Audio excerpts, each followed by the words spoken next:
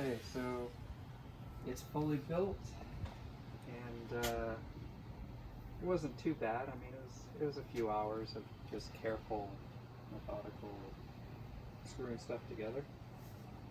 And the good news is almost all of it came undamaged. Now, we had one small damaged part, which I'll show you in a bit, but when we go through some of the features here, starting with these nice tool hooks. These are pretty sturdy. You can hang stuff here or there. We've got 3 of them. We've got the controller here with 4 probe ports. This is where we can set the temperature, and you can see there's a little Bluetooth icon and a Wi-Fi icon, so you'll be able to use both. And what's kind of neat with respect to these probes is there's a little Pasteur probe port right here. If you can kind of look at that, and on the inside there's a little door that you can swing up, and then you can pass the probes through there. And it looks like it's a good enough size that you should be able to reasonably get other probes if you use another system like a firewall or a smoke or something like that. You should be able to get those probes as well. And another interesting thing on the side here is this little hole right here. So this is a placeholder for a rotisserie in the future. It's blocked off right now, but there's also provisions for the rotisserie on the other side. Now that we've got it open, you can see a lot of space here. So it's really spacious. We've got these racks that can be removed. You know, if you need lots of vertical space, you can remove these, kind of like that. So now you got a ton of vertical space. And if you need lots of grate space, then you can put these all through how much you need. And you can see they go in pretty easily. It's a little bit of kind of a strange system, but it seems to work. They seem pretty sturdy, and they're not going to come out. So these are cast iron grates. These are going to need to be seasoned, which I'll do momentarily, but you'll notice that it says smoke on one side. And so this is, you know, ideally if you're going to do smoking, you have it this side up. But if you want to do searing, you flip these over. Now it says sear on this side, and you see that this is flat. So then you can get, you know, really thick grill marks on your steak.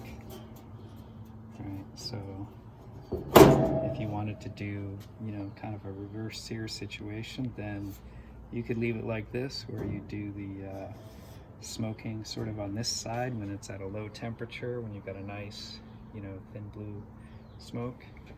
And then you can pull the steaks and let them rest for a little bit and crank this thing up to whatever you like to cook at, you know, 500-600 degrees. It'll go to 700, and then sear on this side and get your beautiful sear marks.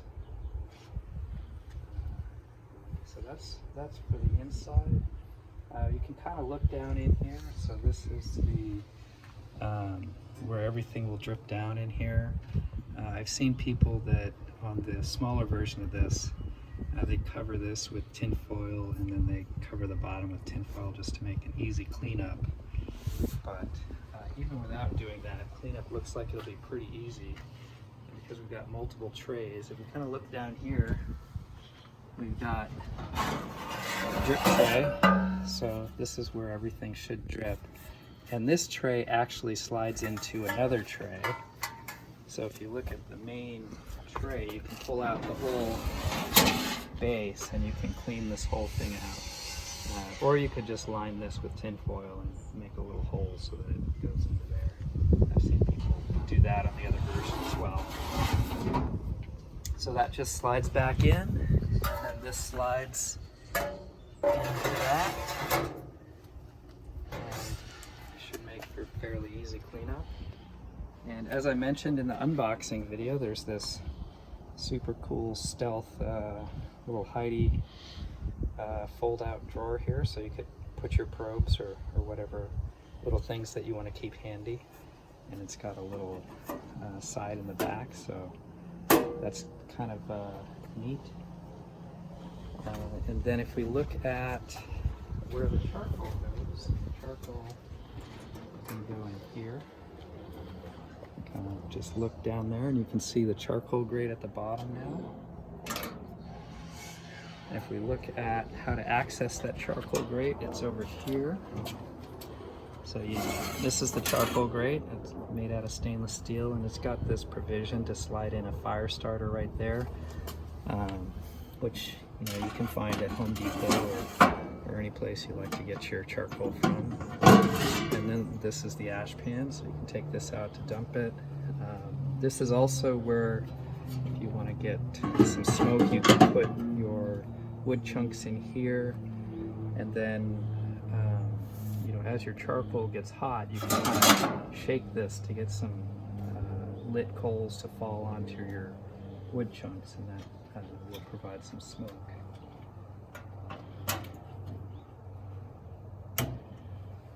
Okay, that's about it.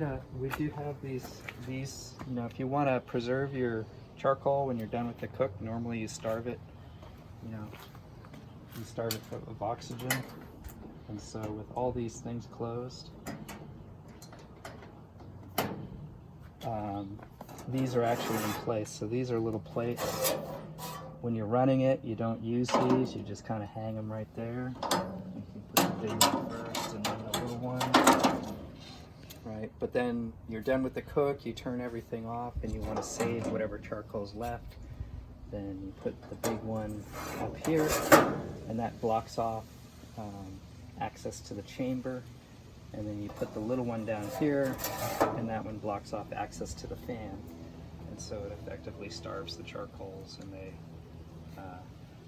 basically stop combusting.